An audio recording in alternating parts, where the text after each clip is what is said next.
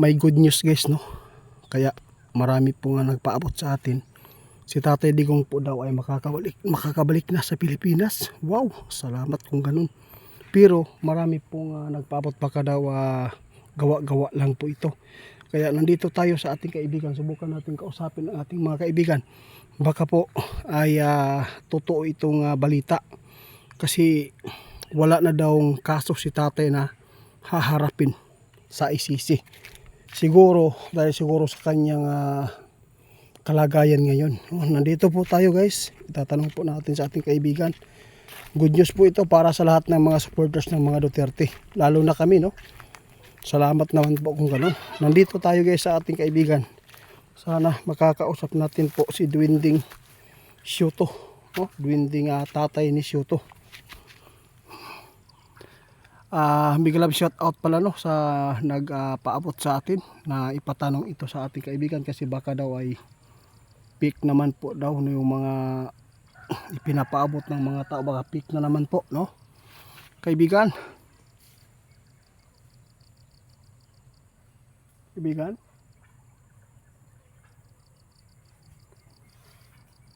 Ninyo, meron po akong gustong itanong sa inyo, kasi napapabalita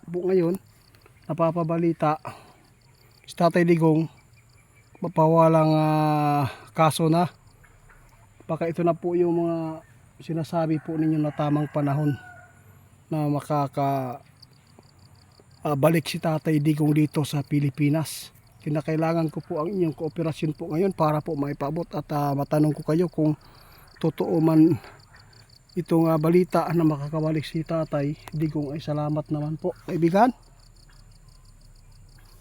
Hintayin lang po natin guys kasi hindi po natin hawak ang kanilang oras. Basta sinabi po sa atin sa nag-chat itiit, pwede po bang ipakitanong kay Dwinding kung totoo bang wala nang kaso si tatay na haharapin pa doon sa Netherlands.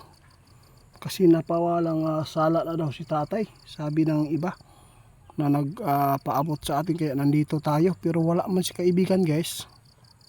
Maghintay lang tayo guys, makakabalik. I-ano ko sa inyo ulit, no? Sana po, no, panalangin po natin ang kalusugan ni Tatay Digong, na sana po ay totoo na itong balita na mawala na ang kanyang kaso at makakabalik po siya. Kasi welcome back daw sa Pilipinas si Tatay Digong. May nagpaabot talaga sa mga tao ngayon guys na si Tatay Digong ay babalik na. Sana po makarecover siya. Sa lahat po ng mga tao na sobrang galit po sa mga Duterte, lalo na sa pamumuno ni Tatay Digong noon ng war on drugs, mag-move on ba? Mag-move on na lang kayo guys para hindi po tumaas ang inyong BP, kasi mahirap na.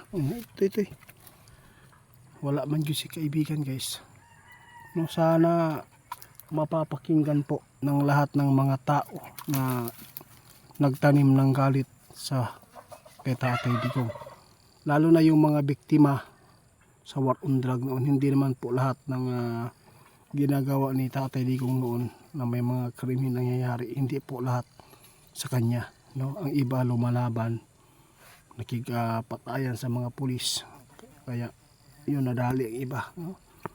Magpatawaran lang tayo, kasi lahat naman po tayo ay nagsubay lang, no? Sa kapalaran, sa tadhana, no?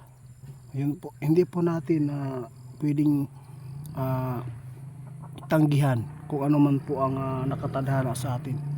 Kaya sa lahat ng mga subscriber natin, salamat po sa inyo. Sana po maintindihan po ninyo kung bakit po ay pinapaboran namin si Duterte. Kasi alam po ninyo guys, noong siya po talaga ang namumuno sa atin, sa totoo lang, wala talaga tayo nakikita mga inosenteng napapahamak sa mga adik. Kung meron man, iilan lang kung ikumpara po natin ngayon. Sana maintindihan nyo ang lahat ng mga nangyayari sa mundo. Mag-ingat po tayo ngayon guys. Sabi po ng ating kaibigan, malapit na po ang 21 ha. Kasi may sasabay po na magkaguluhan at saka kalamidad. Kaya ipanalangin po natin ang ating bansa na sana ay magtagumpayan ang kabutihan, no?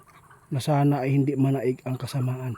Kasi ngayon po sobrang pagtitimpi ng taong bayan ngayon dahil sa mga nangyayari sa Senado. Kaya sana tulungan natin na maipaabot ang lahat ng mga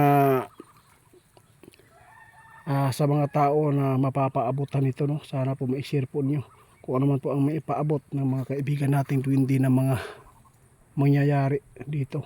Wala man si kaibigan tungkol po sa ating followers na nagtanong, na ipatanong sa ating kaibigan kung makakabalik na ba talaga si Tatay Digong, kasi grabe po ang kanilang saya po ngayon. Balita pa lang, lalo na pag dito na